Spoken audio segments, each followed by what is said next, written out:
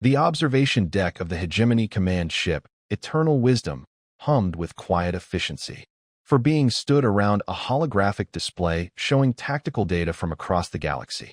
The war against the Vorthan Empire had raged for 3 standard cycles, with neither side gaining decisive advantage.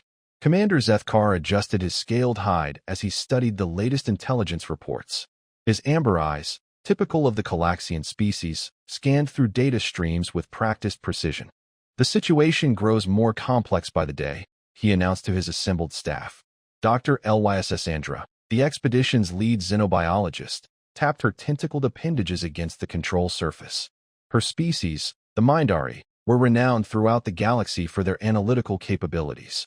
Commander, we have received word that a new species has been discovered in Sector 7 Alpha. They call themselves humans. Strategic Advisor Grex Thull, a towering Ordani warrior whose exoskeleton gleamed under the bridge lighting, let out a dismissive growl. Another primitive species seeking to join the conflict? How many star systems do they control? 1, Dr. Lysandra replied, her voice carrying the measured tone her people were known for. A single system called Sol, with their homeworld designated as Earth. Initial scans suggest they have barely achieved faster-than-light travel. Psychological analyst Vexori, a slender telepathy whose silver skin reflected the holographic displays, leaned forward with interest. What is their technological classification? Category 3, perhaps Category 2 at best, Dr. Lysandra responded, manipulating the display to show images of Earth. They possess nuclear weapons, basic spaceflight, and have established several colonies within their system. Nothing that would concern either us or the Vorthans. Commander Zethkar nodded slowly. The Vorthans have been expanding their recruitment efforts. Every minor species they absorb adds to their fleet numbers. We cannot allow them to gain any advantage, no matter how small. Sir, Grexthal interjected, his massive form shifting with barely contained aggression. Surely we are not considering these humans as a threat? My tactical analysis indicates they possess no significant military capabilities. Perhaps not, Vexori said, her telepathic abilities allowing her to sense the subtle undercurrents of the conversation. But the Vorthans have already made contact. Their diplomatic vessel reached human space 2 cycles ago. The holographic display shifted to show intercepted communications. Dr. Lysandra's tentacles moved with fluid precision as she accessed the data. The Vorthans offered the humans a choice. Join their empire willingly, or face conquest. Standard procedure for them. And the human response? Commander Zethkar asked. Curious, Dr. Lysandra replied, her analytical mind processing the information. They requested time to consider. The Vorthans granted them 1 standard cycle to decide. Grexthal's exoskeleton clicked in amusement. Typical Category 3 behavior. They will attempt to negotiate, then surrender when they realize the futility of resistance. The cycle ends in 7 standard days, Vexori observed. Perhaps we should monitor their decision. If they choose to join the Vorthans, we may need to take action. Commander Zethkar considered this carefully. Agreed. Dr. Lysandra, maintain surveillance on human space. If they align with the Vorthans, we will need to assess the strategic implications. The bridge fell silent as the 4 beings contemplated the minor addition to their ongoing war. None of them could have predicted that this decision would alter the course of galactic history. 7 days later, the Vorthan war fleet assembled at the edge of the Sol system. 12 dreadnoughts, 43 cruisers, and over 100 escort vessels formed an impressive display of military might. The humans had given their answer to the Vorthan ultimatum, and it had not been surrender. Admiral Crossvell, the Vorthan fleet commander, stood on his command bridge with characteristic confidence. His species, known for their aggressive nature and tactical brilliance, had conquered 47 star systems using similar displays of overwhelming force. Open communications with the human homeworld, he ordered, his voice carrying the authority of countless victories. The response came from a human facility called the United Earth Defense Command. A figure appeared on the screen, wearing what appeared to be a military uniform. The being had short-cropped hair and steady eyes that met the Admiral's gaze without flinching. This is General Sarah Martinez, commanding officer of Earth Defense Force. You are in violation of United Earth territory. Withdraw immediately. Admiral Crossvell's mandibles clicked in amusement. General Martinez, I am Admiral Crossvell of the Vorthan Empire. You have seen our fleet. You know the futility of resistance. I offer you one final opportunity to surrender peacefully. Admiral, General Martinez replied, her voice steady. We appreciate your generous offer. However, we must respectfully decline. Earth stands ready to defend itself. Defend itself? The Admiral's tone carried disbelief. General, our scanners indicate you possess fewer than 200 vessels, most of which are barely armed civilian craft. We offer you 1 hour to reconsider. No further consideration necessary, Admiral. We know where we stand. The communication ended, leaving Admiral Crossvell staring at a blank screen. He turned to his tactical officer. Begin the invasion. Target their primary military installations first. Keep civilian casualties to a minimum. We will need workers for the mining operations. The first Vorthan attack wave consisted of 30 vessels, more than enough to overwhelm any Category 3 civilization's defenses. They moved toward Earth with practiced precision, expecting the brief engagement that would precede inevitable surrender. What they encountered instead defied all tactical projections. The human defense fleet, small though it was, did not mass for conventional battle. Instead, it scattered throughout the system, using the asteroid belt, planetary rings, and even the debris field from an ancient mining operation as cover. Sir, the tactical officer reported, the human vessels are not engaging directly. They appear to be hiding. Admiral Crossvell frowned. Cowardice, then. Sweep the system. Flush them out. The Vorthan ships moved deeper into human space, their advanced sensors probing every shadow and debris field. The first indication that something was wrong came when Destroyer Squadron 7 reported unusual energy readings from the asteroid belt. Admiral, came the concerned voice of Squadron Commander Brex Toll, we are detecting massive heat signatures throughout the asteroid field. It appears the humans have placed some kind of. The transmission cut off as 3 Vorthan destroyers disappeared in a series of brilliant explosions. The humans had turned the asteroid belt into a minefield, using their own industrial mining charges to create a defensive perimeter. Impossible, Admiral Crossvell muttered. No Category 3 species would sacrifice their own mining infrastructure. But the surprises were only beginning. As the Vorthan fleet moved to avoid the minefield, human vessels emerged from concealment. These were not the military craft the Vorthans expected, but converted civilian ships, cargo haulers, and even passenger transports, all bristling with improvised weapons. Admiral, the tactical officer reported with growing alarm. The human vessels are ramming our ships. On the main display, the Vorthans watched in stunned disbelief as a human cargo hauler, its hull reinforced with mining equipment, drove directly into the side of a Vorthan cruiser. The explosion destroyed both vessels, but the tactical impact was enormous. This defies all logical analysis, Admiral Crossvell said, his voice tight with confusion. No rational species would sacrifice their own vessels in such a manner. The human defense continued to confound Vorthan expectations. Small fighter craft, apparently modified civilian vehicles, used hit-and-run tactics that seemed to prioritize damage over survival.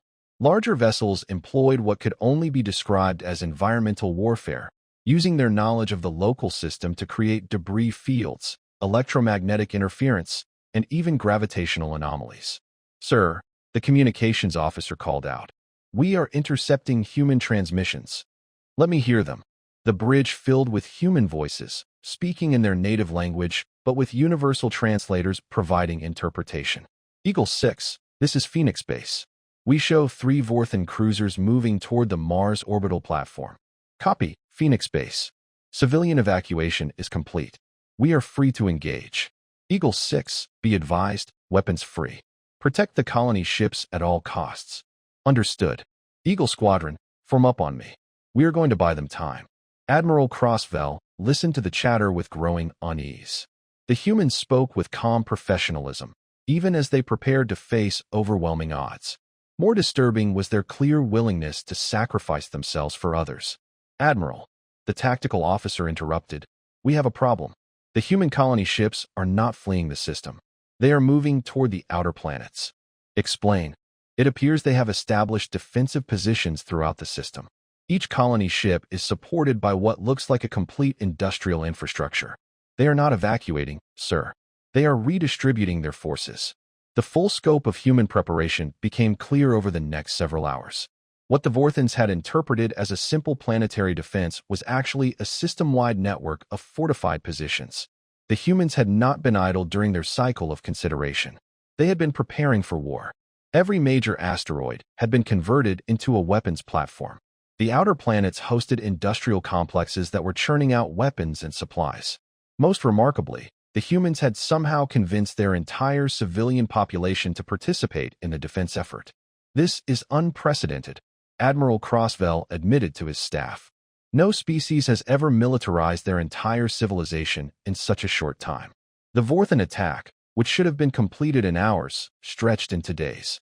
Human resistance was fierce, creative, and utterly unpredictable. They used tactics that violated every principle of rational warfare, including the deliberate destruction of their own infrastructure to deny it to the enemy. On the fourth day of fighting, Admiral Crossvell received an unexpected communication from General Martinez. "Admiral, we have recovered several of your crew members from the destroyer you lost in the asteroid field. They require medical attention." Our crew, Admiral Crossvell was confused. The destroyer was completely destroyed. "Some of your people survived in escape pods. We have been treating their injuries. Would you like to arrange for their return?" The Admiral was stunned. Not only had the humans rescued enemy survivors, but they were offering to return them. In 47 conquered systems, no species had ever shown such concern for Vorthan casualties. General Martinez, Admiral Crossvell said slowly, "This is unexpected. Yes, we would be grateful for their return. We will transfer them to neutral space at coordinates I am transmitting now. Admiral, these people fought bravely. You should be proud of them." The communication ended, leaving Admiral Crossvell staring at his tactical display with new understanding. The humans were not just defending their territory. They were conducting warfare according to principles that seemed to prioritize honor and mercy alongside military necessity. The tide of battle shifted on the seventh day when human reinforcements arrived from the outer system. These were not the converted civilian craft the Vorthans had been fighting, but purpose-built military vessels constructed in hidden shipyards throughout human space. "Sir," the tactical officer reported, his voice tight with concern, "we are detecting 43 new human vessels approaching from the Kuiper Belt. These ships are different." "Different how?" "They appear to be military designs, but they incorporate technology we have never seen before. Our scans indicate they're using some kind of hybrid propulsion system, and their weapon signatures are completely unknown." Admiral Crossvell studied the approaching human fleet with growing alarm. In 1 week, these beings had not only mobilized their entire civilization for war, but had also developed new military technologies. "How is this possible?" he asked his science officer. "Unknown, sir. It appears they have been analyzing our ships and adapting their technology accordingly. These new vessels seem to incorporate elements of our own design, but modified in ways our engineers cannot predict." The human counterattack was swift and decisive. The new vessels moved with a coordination that suggested they had been drilling together for years, not days. Their weapons were designed specifically to counter Vorthan defenses, and their tactics showed an understanding of Vorthan military doctrine that should have been impossible to acquire so quickly. More disturbing was the way the human ships protected each other. Vorthan doctrine emphasized individual vessel survival and tactical efficiency. Human tactics seemed to prioritize collective survival over individual advantage, with ships routinely exposing themselves to danger to protect damaged companions. "Admiral," the communications officer called out, "we are receiving a transmission from the human fleet commander." "Put it through." A new human figure appeared on the screen, wearing a uniform similar to General Martinez, but with different insignia. The being had sharp eyes and an expression of calm determination. "Admiral Crossvell, this is Admiral Chun of the United Earth Fleet. I am authorized to offer you terms for withdrawal." "Terms?" Admiral Crossvell replied, his disbelief evident. "Admiral Chun, you are still outnumbered. Our fleet retains superior firepower." "Perhaps," Admiral Chun acknowledged. "But we are fighting in our home system, with the support of our entire civilization. You are operating far from your supply lines, with no hope of reinforcement. How long can you sustain this engagement?" Admiral Crossvell realized with uncomfortable clarity that the human was correct. The Vorthan fleet had expected a brief engagement, followed by occupation. They were not prepared for an extended siege against a fully mobilized enemy. "What terms do you propose?" he asked carefully. "Simple. Withdraw from human space, and we will allow your retreat. Continue this attack, and we will be forced to pursue other options." "Other options?" Admiral Chin's expression remained calm, but his words carried weight. "Admiral, we have been monitoring your communications. We know the location of your nearest supply base. We know your fleet's operational capabilities. We know things about the Vorthan Empire that your own intelligence services probably wish we did not know." The implication was clear. Somehow, in the space of 1 week, the humans had not only defended their system, but had also gathered intelligence about the Vorthan Empire itself. Admiral Crossfell made the decision that would later be seen as the turning point of the Galactic War. "Admiral Chen, we will withdraw. But this is not over." "We understand," Admiral Chen replied. "We hope it will not be necessary to continue this conflict." The Vorthan fleet withdrew from human space, but not before Admiral Crossfell had transmitted a complete tactical analysis to his superiors. The report would soon find its way to every major intelligence service in the galaxy, including the Hegemony Command. Commander Zethkar read the Vorthan tactical report with growing alarm. The Calaxian's scaled hide rippled with agitation as he processed the implications of what he was reading. "This cannot be accurate," he said to his assembled staff. "Dr. Lysandra, verify these numbers." The Mindari xenobiologist's tentacles moved with swift precision as she cross-referenced the data. "Commander, I have confirmed the information through multiple sources. The humans not only repelled the Vorthan invasion, but they did so using tactics and technologies that demonstrate rapid adaptation and learning." Strategic advisor Grexthal's exoskeleton clicked with agitation. "This defies every principle of tactical analysis. How does a Category 3 species develop new military technologies in 7 days?" "That is not the most disturbing aspect," psychological analyst Vexori interjected, her telepathic abilities allowing her to sense the deeper implications of the report. "The humans demonstrated behaviors that suggest they were preparing for war long before the Vorthans arrived." "Explain," Commander Zethkar ordered. "The tactical analysis indicates that the humans had prepositioned industrial facilities throughout their system. They had converted civilian infrastructure for military purposes, established hidden shipyards, and created comprehensive defensive networks. This level of preparation suggests they were anticipating conflict." Dr. Lysandra manipulated the holographic display to show the human defensive configuration. "Most concerning is their apparent ability to coordinate their entire civilization for military purposes. In our experience, such coordination requires either totalitarian control or unprecedented social unity. The humans exhibit neither," Vexori added. "Intelligence reports suggest they maintain multiple independent governmental systems, yet they achieve complete strategic coordination in less than 1 standard cycle."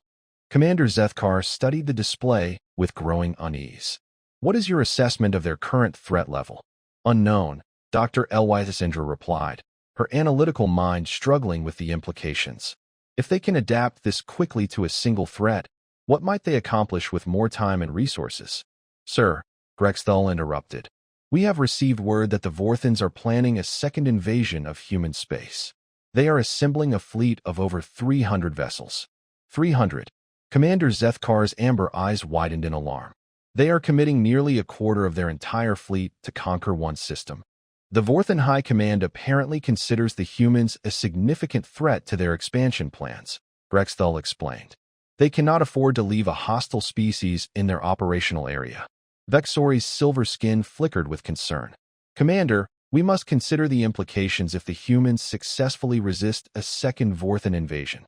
"Elaborate." "If the humans can defeat 300 Vorthan vessels, they will have demonstrated military capabilities that rival any species in the galaxy. More importantly, they will have established themselves as a major threat to Vorthan expansion." Dr. Lysandra's tentacles moved with nervous energy. "The strategic implications are enormous. If the humans continue to develop at their current rate, they could become a significant force in galactic politics within a few cycles. Or," Grexthal added darkly, "they could become a threat to everyone." Commander Zethkar made a decision that would later be seen as prescient. "We will monitor the second Vorthan invasion closely. If the humans repel it, We will need to reassess our entire strategic position. The second Vorthan invasion of human space began 60 days after the first.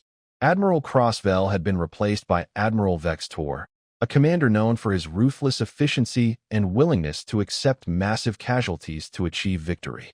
The Vorthan fleet that assembled at the edge of human space was indeed impressive. 300 vessels, including 24 dreadnoughts and the pride of the Vorthan Navy, the Super Dreadnought, Eternal Conquest. Humans of Earth, Admiral Vextor broadcast to the human homeworld. You have demonstrated courage in your resistance. This ends now. Surrender immediately or face the complete destruction of your civilization. The response came not from General Martinez or Admiral Chun, but from a new figure the Galactic Intelligence Services had never seen before. Admiral Vextor, this is Fleet Admiral Thompson, commanding officer of the United Earth Defense Force. We have reviewed your terms and find them unacceptable. Fleet Admiral? Admiral Vextor's mandibles clicked with amusement. You have promoted yourself in the past 60 days? Admiral, we have been busy. As you will soon discover, the human fleet that emerged to meet the Vorthan invasion bore little resemblance to the improvised force that had defended Earth 60 days earlier. Over 400 vessels, arranged in precise formations, moved with the coordination of a force that had been drilling together for years. Impossible, Admiral Vextor muttered as he studied the tactical display. Where did they acquire so many ships? Sir, his tactical officer reported, we are detecting massive industrial installations throughout the human system. It appears they have been constructing new vessels at an unprecedented rate. In 60 days, the construction signatures indicate they have been building ships continuously since our last invasion. They appear to have converted their entire industrial base to military production. Admiral Vextor studied the approaching human fleet with growing concern.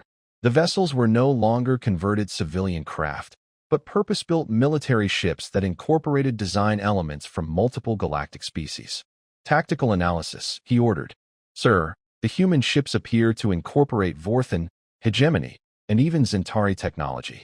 Our intelligence suggests they have been studying wreckage from our previous engagement and developing countermeasures. Countermeasures to what? Everything, sir. Their new vessels appear to be specifically designed to counter Vorthan tactics and technology. The battle that followed would later be studied in military academies throughout the galaxy. The humans had not simply built more ships, they had revolutionized their entire approach to warfare. Human vessels moved in coordinated groups that seemed to anticipate Vorthan tactics before they were implemented. Their weapons were designed to penetrate Vorthan shields. Their armor was configured to deflect Vorthan energy weapons, and their fighters used swarming tactics that overwhelmed Vorthan point defense systems. Most disturbing was the way human ships protected each other. Vorthan doctrine emphasized individual vessel survival, but human tactics treated the fleet as a single organism, with each ship willing to sacrifice itself for the collective good. Admiral, the tactical officer reported with growing alarm, we have lost 12 vessels, including 2 dreadnoughts. The humans have lost only 6 ships, and they are recovering their crews from the wreckage. Recovering their crews? Yes, sir. They appear to have developed advanced life support systems that can sustain crews even after their ships are destroyed. Their rescue operations are remarkable. Admiral Vextor watched in fascination as human rescue vessels moved through the battle debris, recovering not only their own people, but also Vorthan survivors. The humans were conducting warfare and humanitarian operations simultaneously. Sir, the communications officer interrupted. We are receiving a transmission from Fleet Admiral Thompson.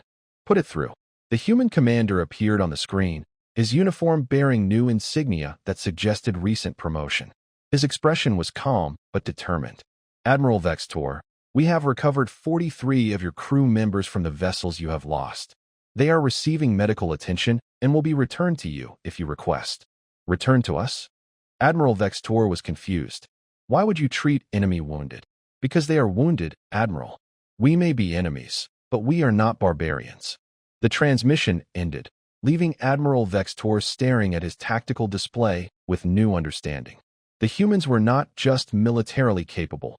They were conducting warfare according to principles that seemed to prioritize honor and mercy alongside military necessity. The tide of battle turned on the third day when human reinforcements arrived from outside the system.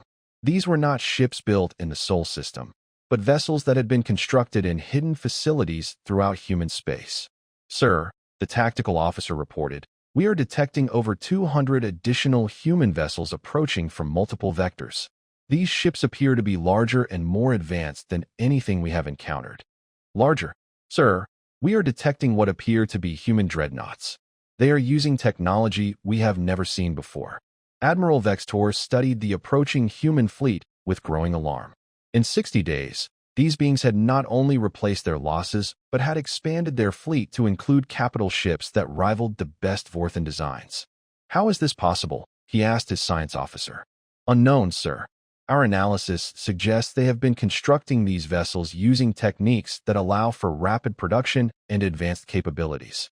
They appear to have revolutionized their entire manufacturing process." The human counterattack was swift and devastating.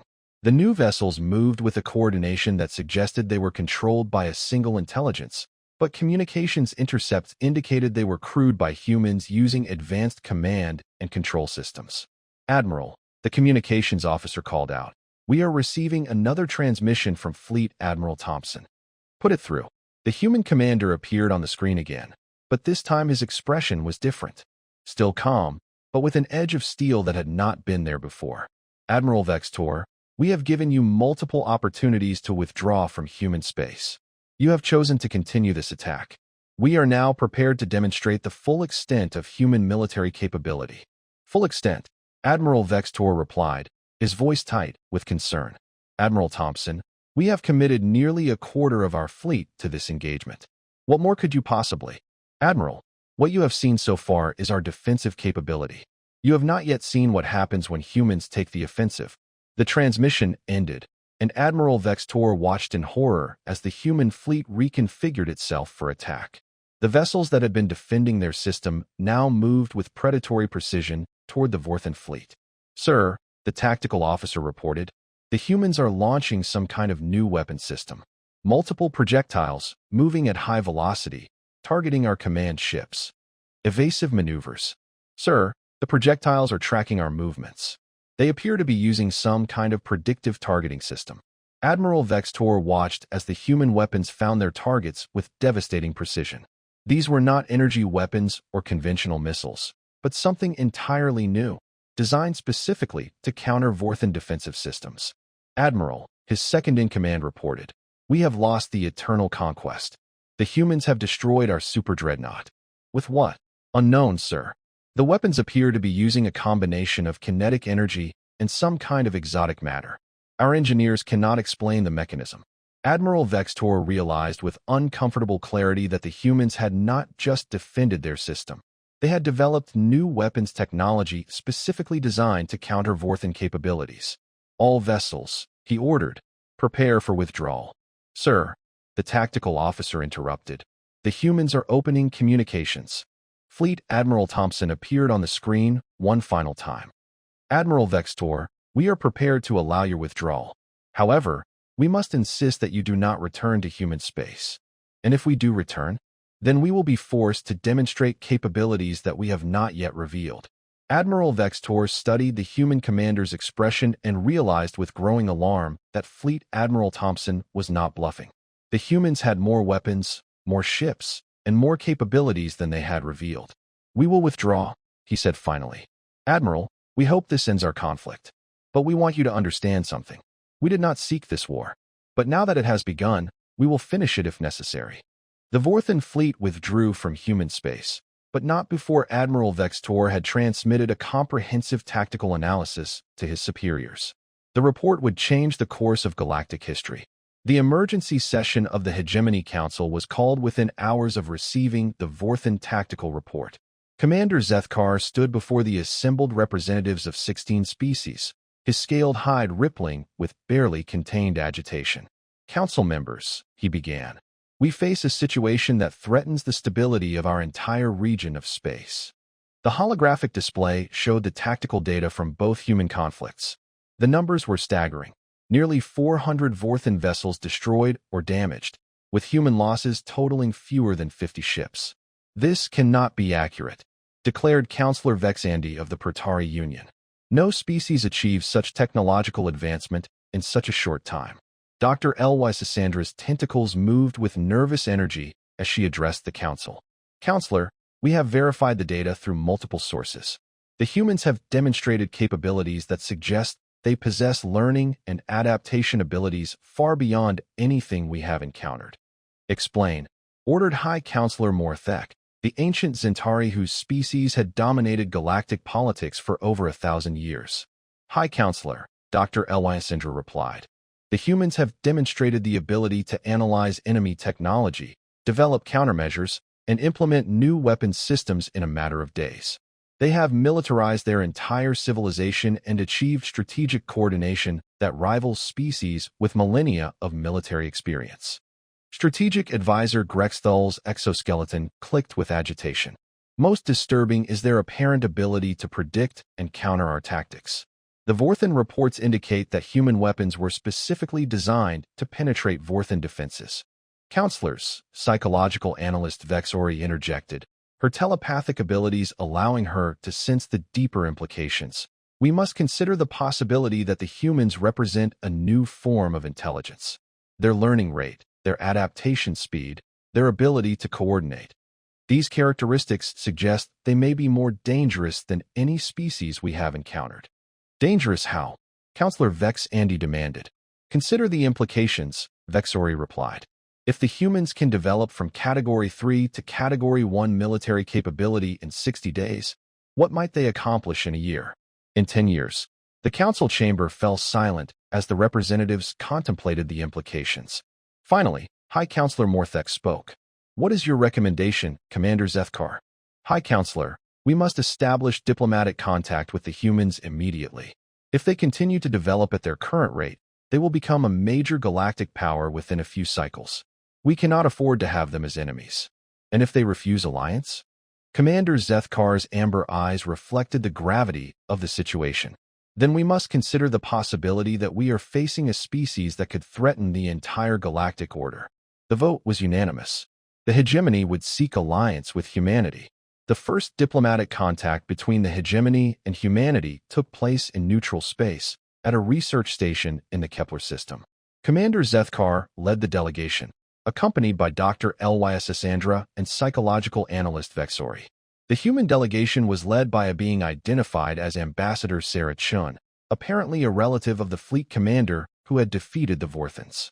She was accompanied by General Martinez and a new figure introduced as Dr. James Mitchell, Chief Science Advisor to the United Earth Government. Commander Zethkar, Ambassador Chun began. We appreciate your request for diplomatic contact. We understand that recent events have caused concern among the established galactic powers. Ambassador Chun, Commander Zethkar replied. We come seeking understanding. Your species has demonstrated capabilities that we find remarkable. Remarkable. Dr. Mitchell interjected with what appeared to be human amusement. Commander, we have been defending ourselves against unprovoked attacks. We have done what any species would do. Dr. Mitchell, Dr. Lysandra said, her tentacles moving with analytical precision. No species has ever achieved such rapid technological advancement. Your learning rate defies conventional understanding. Doctor, Ambassador Chen replied. Perhaps what you call rapid advancement is simply the result of necessity. When faced with extinction, any species will adapt quickly. Vexori leaned forward, her telepathic abilities detecting something unusual about the human delegation. Ambassador, we are curious about your species' apparent ability to coordinate so effectively. How do you achieve such unity of purpose? Analyst Vexori, General Martinez replied. We disagree on many things. But when faced with external threats, we tend to set aside our differences and work together. Tend to? Commander Zethkar asked. General Martinez is being modest, Ambassador Chen explained. Commander, when the Vorthans threatened our system, every human government, every corporation, every individual citizen contributed to our defense. We mobilized 12 billion people in a matter of days. 12 billion. Dr. Lyssandra's tentacles froze in shock. Your entire population participated in military production? Not just production, Dr. Mitchell added. Research, development, tactical analysis, strategic planning, logistics, medical support, psychological operations. Every human contributed something to our defense effort. Commander Zethkar studied the human delegation with growing alarm. Ambassador, such coordination suggests either totalitarian control or unprecedented social unity. Neither, Commander, Ambassador Chen replied. It suggests that when faced with extinction, humans will do whatever is necessary to survive. And now, Vexori asked, her telepathic abilities detecting something that made her deeply uncomfortable. What are your intentions now that you have defeated the Vorthan threat? Analyst Vexori, Ambassador Chen said, we want to live in peace. We want to explore the galaxy, learn from other species, and contribute to galactic civilization. But, Commander Zethkar, since there was more. But we will not allow anyone to threaten our species again, General Martinez said, her voice carrying the steel of absolute determination. We have learned that the galaxy can be a dangerous place. Dr. Mitchell leaned forward. Commander, we have analyzed the wreckage from both Vorthan invasions. We have studied your technology, Zentari technology, Praetari technology, and the systems of dozen other species. We understand how galactic warfare works. Understand how? Dr. Lyss Andra asked nervously. We understand your capabilities, your tactics, your strategic thinking, and your limitations, Dr. Mitchell replied. We have contingency plans for every major species in the galaxy. Contingency plans for what? Commander Zethkar asked, though he suspected he knew the answer. For defense, Commander, Ambassador Chen replied. We hope such plans will never be necessary. The diplomatic meeting continued for several hours, but Commander Zethkar already knew what his report would say. The humans were not just militarily capable, they were strategically thinking several moves ahead. The emergency session of the Hegemony High Command took place immediately after Commander Zethkar's return. The meeting included representatives from every major species in the galaxy, as well as intelligence officials from the Vorthan Empire. The situation is worse than we thought, Commander Zethkar reported to the assembled leaders. The humans are not just defending themselves. They are preparing for future conflicts. Explain, demanded Vorthan Admiral Crossvell, who had been recalled from retirement to advise on the human situation. The humans have analyzed our technology, our tactics, and our strategic capabilities. They have developed countermeasures for every major species in the galaxy, Commander Zethkar explained. Countermeasures based on what? Asked Counselor Vexandi. Dr. Lyss Andra stepped forward. Based on the wreckage from the Vorthan invasions, but also on intelligence they have gathered from other sources. They have been monitoring our communications, studying our fleet movements, and analyzing our technological capabilities. For what purpose? High Counselor Morthek asked. Defense, psychological analyst Vexori replied. But their definition of defense appears to include the ability to take offensive action against any perceived threat. Admiral Crossvell's mandibles clicked nervously. What are you saying? I am saying, Vexori continued, that the humans have developed the capability to wage war against any species in the galaxy. They may call it defense, but the practical result is the same. This is speculation, Counselor Vexandi protested. Is it? Dr. Lyss Andra asked. Consider what we know. In 60 days, they built over 400 military vessels. In the same period, they developed weapons technology that could destroy our most advanced ships. What might they accomplish in a year? Strategic advisor Grexthull's exoskeleton rattled with agitation. The humans have demonstrated learning capabilities that exceed any known species. If they continue to develop at their current rate, they will become the dominant military power in the galaxy, Commander Zethkar finished. High Counselor Morthek studied the tactical displays with ancient wisdom. His species had ruled galactic politics for over 1,000 years, and he understood power dynamics better than anyone in the chamber. Commander Zethkar, he said slowly, what is your recommendation? High Counselor, we must pursue alliance with humanity immediately. If we cannot be their friends, we dare not be their enemies. And if they refuse alliance? The chamber fell silent. Finally, Commander Zethkar spoke the words that would reshape galactic politics. Then we must prepare for the possibility that the age of established galactic powers is ending. The alliance negotiations took place over several months, with humanity demonstrating patience and diplomatic skill that surprised many galactic observers. The humans seemed genuinely interested in peaceful coexistence, but their underlying military capabilities cast a shadow over every discussion. During the negotiations, several incidents occurred that reinforced galactic fears about human capabilities. A Protari merchant vessel was attacked by pirates in the Rigel system, only to be rescued by a human patrol ship that appeared seemingly from nowhere. The human vessel not only drove off the pirates, but also provided medical aid and escort to the nearest Protari base. "How did you respond so quickly?" the Protari captain asked the human commander. "We monitor all shipping lanes in our operational area," Commander Lisa Park replied. "When we detected the attack, we moved to assist." "Your operational area extends to the Rigel system?" "Commander, our operational area extends wherever innocent beings are in danger." Similar incidents occurred throughout human space and beyond. Human ships appeared wherever there was trouble, providing assistance to any species that needed help. But the same ships that rescued merchant vessels and provided humanitarian aid were clearly capable of devastating military action. The Galactic Intelligence Services worked overtime to understand the scope of human capabilities. What they discovered was both reassuring and terrifying. The humans had indeed built a massive military infrastructure, but they seemed genuinely committed to using it only for defensive purposes. They had established patrol routes throughout their region of space, but they were protecting everyone, not just human interests. Most remarkably, they had begun sharing some of their technology with allied species, but only defensive systems and humanitarian applications. They kept their most advanced weapons technology strictly classified. "It is as if they are preparing to become the galaxy's police force," Dr. Lysandra reported to the Hegemony Council. "They have the capability to intervene anywhere, but they seem to be limiting themselves to protective actions. For now," Grexthal added ominously. The final alliance ceremony took place on Earth, with representatives from 16 species attending the formal signing. The humans had constructed a massive space station in Earth orbit specifically for the event, demonstrating once again their remarkable construction capabilities. Ambassador Chin addressed the assembled delegates with words that would be remembered throughout galactic history. "Distinguished representatives," she began, "today we establish a new era of cooperation among the species of our galaxy. The United Earth Government pledges to use our capabilities in service of peace, justice, and mutual prosperity. We understand that our rapid development has caused concern among established powers. We want to assure you that humanity seeks partnership, not dominance.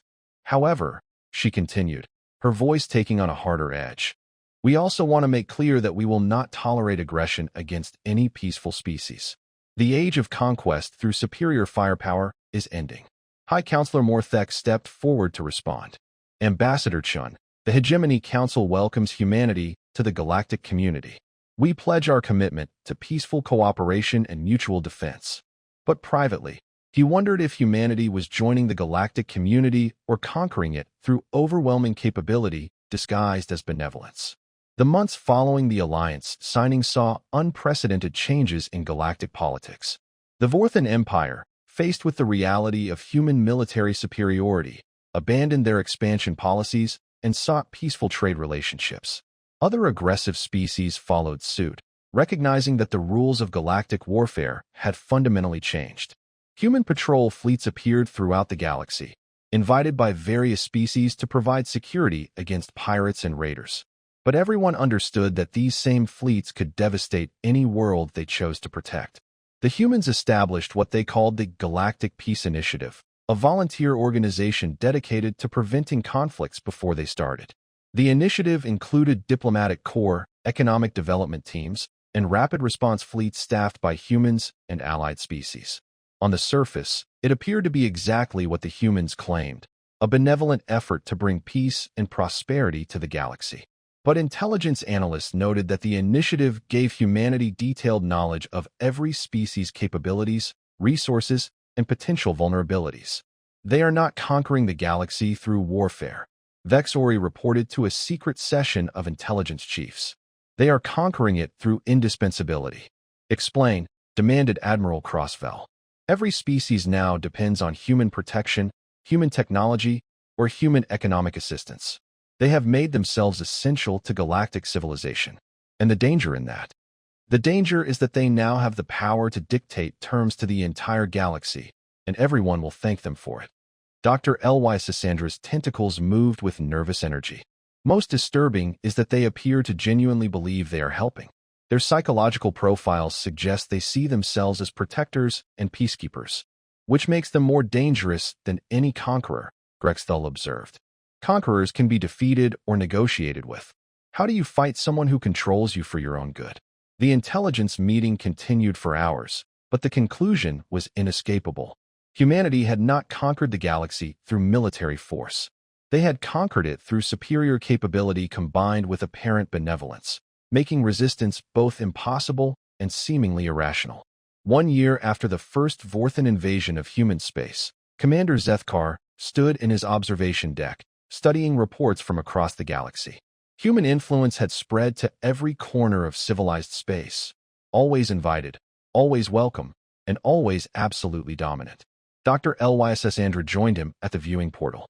Commander, I have completed my analysis of human expansion patterns, and they now have military assets within 12 hours travel time of every major world in the galaxy. Their economic influence extends to every significant trade route. Their diplomatic corps has established relationships with every known species, all in the name of peace and cooperation. Yes, Commander. And the remarkable thing is, they appear to mean it. Commander Zethkar studied the stars beyond the portal. Dr. Lyss Andra, what have we done? Sir, by seeking alliance with humanity, we may have handed control of the galaxy to a species that doesn't even realize they have conquered it. Commander, what choice did we have? They demonstrated the ability to defeat our most powerful military forces. Alliance was the only rational option. Perhaps, but I wonder if we have simply chosen the manner of our surrender. The final meeting of the Independent Hegemony Council took place in secret, with only the original 4 members present. Commander Zethkar had called the session to discuss what everyone understood but no one wanted to acknowledge. The situation is clear, he began. Humanity now exercises de facto control over galactic civilization.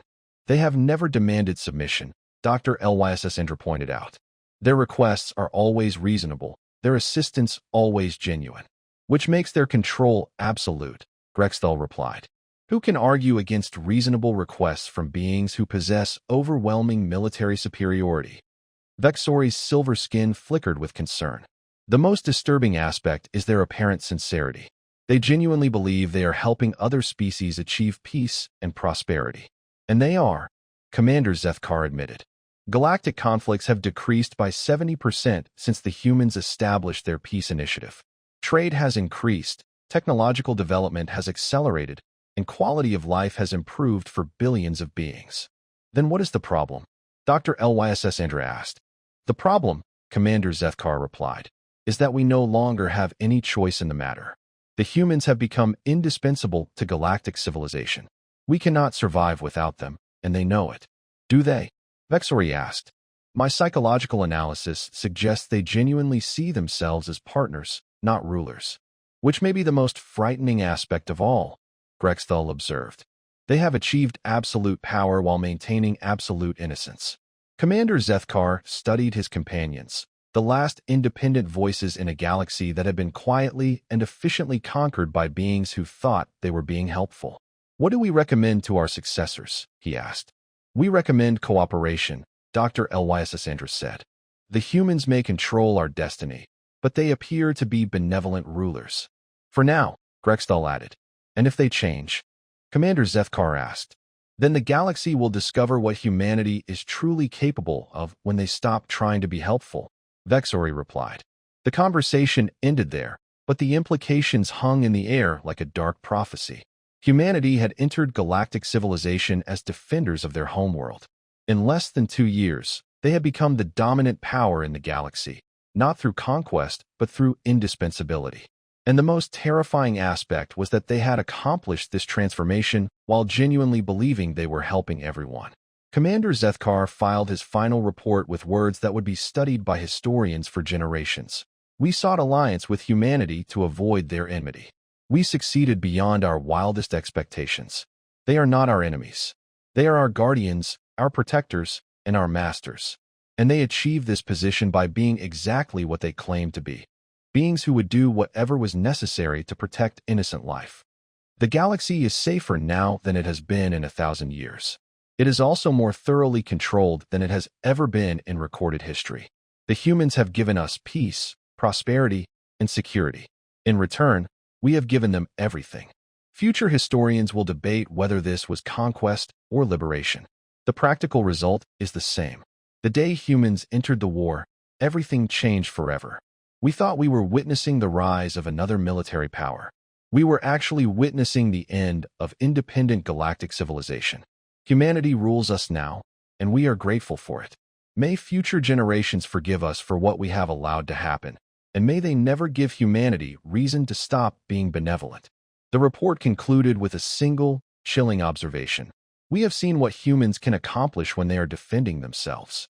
We can only imagine what they might accomplish if they ever decide to stop being defensive.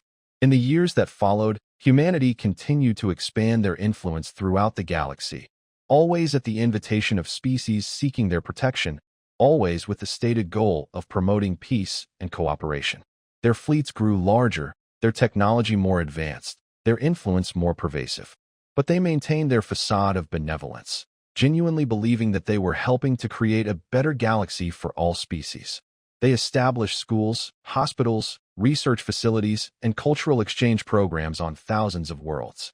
They also established military bases, intelligence networks, and administrative systems that gave them complete knowledge of and influence over every aspect of galactic civilization.